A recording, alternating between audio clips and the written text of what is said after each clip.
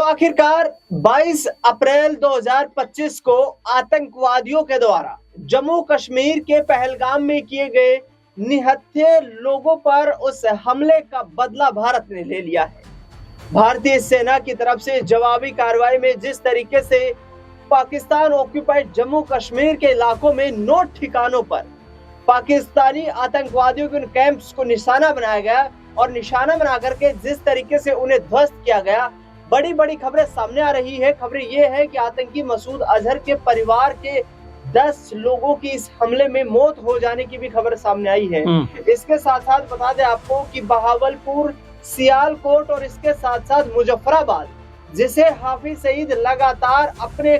Launching अड्डे की तरह इस्तेमाल करता है, उन तमाम ठिकानों पर यह कार्रवाई हुई है। रात 1:05 पर भारतीय वायुसेना ने बम बरसाना शुरू किया और 1:30 तक लगातार इन अड्डों पर बम बरसाए गए। रात के वक्त में इन मरकजों से, इन मदरसों से जहां पर आतंकी ट्रेनिंग दी जाती थी, वहां से लोग चीख पुकार करके दौड़ते हुए नजर आए और आलम यह रहा कि पाकिस्तान ने पहली बार ये कबूल किया है कि हाँ, भारतीय सेना की तरफ से जवाबी कार्रवाई की गई है। बता दें आपको कि जो इनपुट्स मिले हैं उनमें करीब 90 लोगों की मौत की पुष्टि होने की खबर अब तक सामने आई है, लेकिन पाकिस्तान में दूसरी ओर शहबाज शरीफ सरकार का तख्ता पलट करने का पूरा मास्टर प्लान तैयार कर चुके हैं इमरान खान और उनकी पार्टी पीटीआई। इमरान खान को तोशाखाना फ्रॉड मामले में, जो कि अदियाला जेल में बंद है इस वक्त, उसमें उन्हें दोषी तो नहीं ठहराया गया है, लेकिन लगातार उनकी याचिकाएं,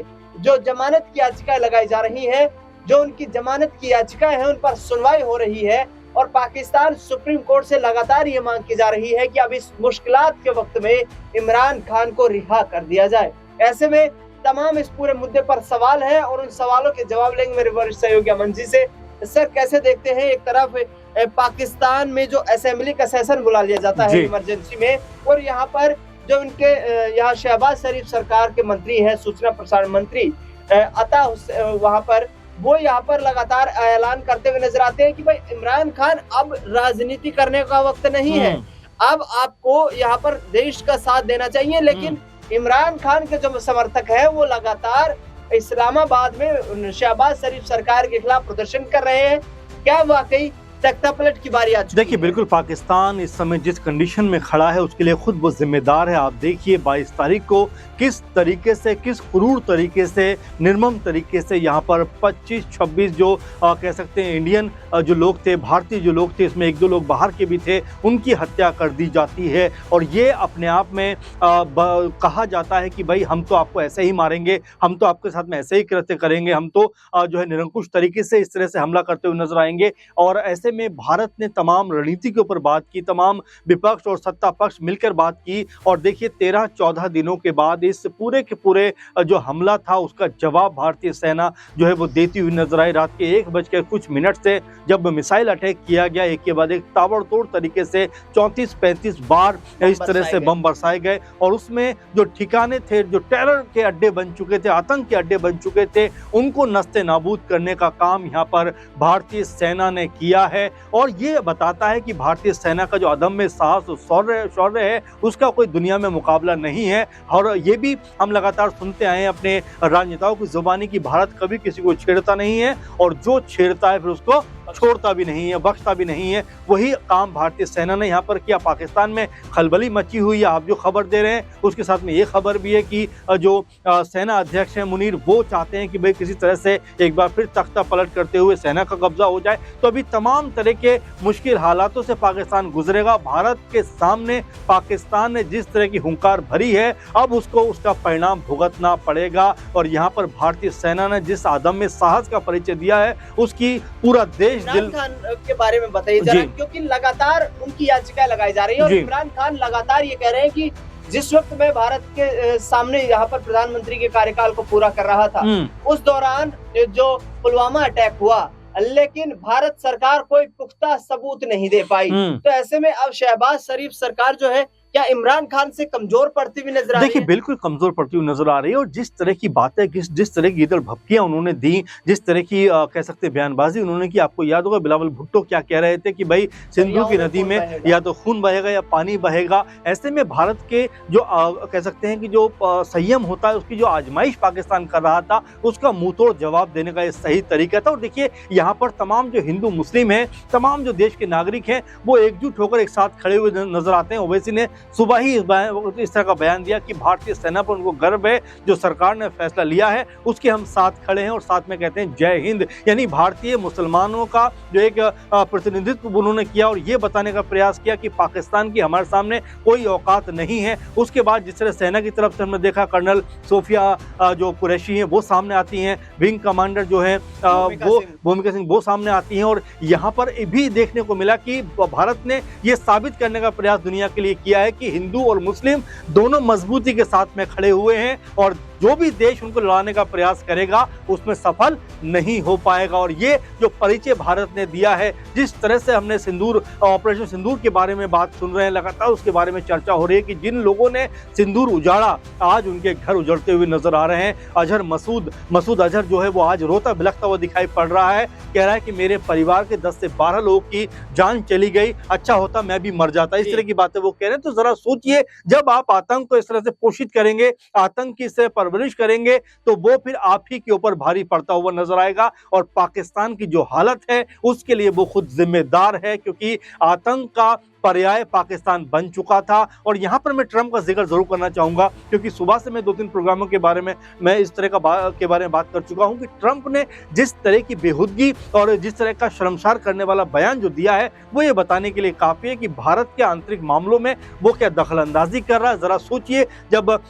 जो वर्ल्ड ट्रेड सेंटर पर हमला हुआ था, उसके बाद पाकिस्तान में घुसकर अमेरिका ने मारा था, आज अगर हमारे लोगों पर हमला हुआ है तो क्या हम ये कार्रवाई नहीं करेंगे? तो जाहिर बात है कि यहाँ पर जो ट्रंप ने बयानबाजी की है उसको लेकर भी हर तरफ आलोचना है देश के अंदर, और सोशल मीडिया पे लोग इस समय जो सेना है हमारी उसके साथ में खड़े हुए, सरकार के साथ में खड़े हुए, सत्ता पक्ष और विपक्ष मजबूती के साथ में देश के साथ में खड़ा हुआ है। और यहाँ पर पाकिस्तान की जो है वो हालत बद से बदतर होती जा रही है। अमन जी, क्या पीओके को वापस लेने का ये सबसे बेहतरीन मौका है? क्योंकि भारतीय सेनाओं को यहीं नहीं रुकना चाहिए, क्योंकि इस तरीके की स्ट्राइक जो है वो पहले भी कर चुके हैं, चाहे बालाकोट की हो या फिर जो एयर स्ट्राइक हुई थी पुलवामा अटैक के बाद वो स्ट्राइक हो, तो लगातार जो स्ट्राइक्स है वो होती रही, लेकिन पाकिस्तानी आतंकी चंद दिनों में भूल जाते हैं। तो क्या अब वो वक्त आ गया है, क्योंकि ये जो आतंकी ठिकाने जहाँ पर बताए जा रहे हैं, ये सारे के सारे आतंकी ठिकाने तो उस जमीन का इस्तेमाल किया जा रहा है जो भारत की है, तो पाकिस्तान के कब्जे में है। तो क्यों न अब वो वक्त आ गया है जब इस पीओके को पाकिस्तान की गिरफ्त से छुड़वा लिया जाए,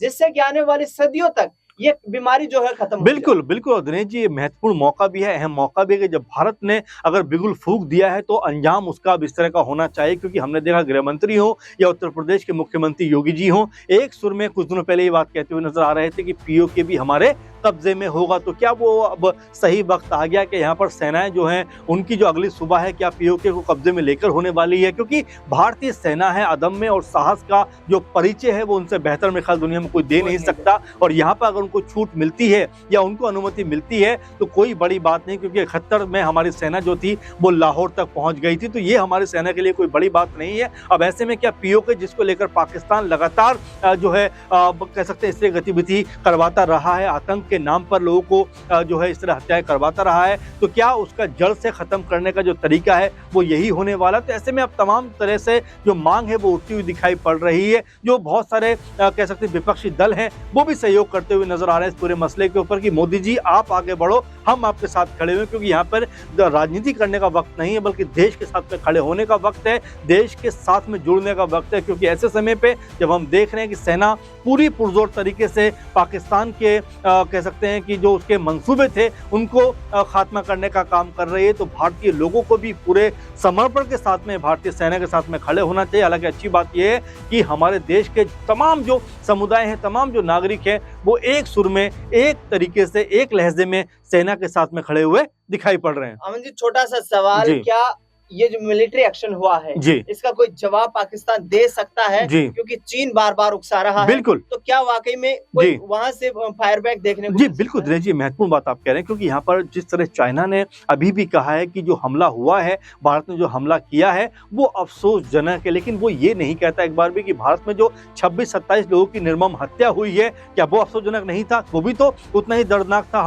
हमने देखा कि जो 6 दिन की शादी हुई, दर्दनाक कहाँ से हो सकता है? ये तो सफाया है ना, वही देखिए, सफाई कर रहे हैं। आप ये नहीं कह सकते कि भाई हम अफसोस जाहिर कर रहे हैं। अफसोस किस बात का? जिन आतंकियों ने हमारे देश में घुसकर इस तरह से, जो हिमांशु नरवाल के आंसू आपने देखे, किस तरह से पति की डेड बॉडी के पास में वो लड़की बैठी हुई थी और जिस तरह से 6 दिन के अंदर उसका सुहाग उजड़ गया, क्या वो जो है अफसोसजनक नहीं था? तो ये चाइना की जो कह सकते हैं बयानबाजी है कहीं ना कहीं भारत को दबाव में लाने की, लेकिन देखिए ये भारत अब झुकता नहीं है, बल्कि सीधा अगर इसके ऊपर कोई अटैक करेगा, कोई हमला करेगा, इसकी आत्मा को चोट पहुंचाने का काम करेगा तो पलटवार करेगा, और ऐसा पलटवार करेगा कि आपका नामो निशान खत्म होता हुआ दिखाई पड़ेगा। आतंक परस्त पाकिस्तान की कमर टूट चुकी है। पिछले कुछ सालों से लगातार धनाधन जिस तरीके से गोले दागे गए भारतीय सेनाओं की तरफ से, जिस तरीके से बम बरसाए गए हैं, ऐसे में पाकिस्तान में अब आने वाले वक्त में आतंक की जहमत उठाने वाले ये आतंकी मसूद अजहर, सैयद सलाउद्दीन और हाफिज सईद जैसे सपोले भी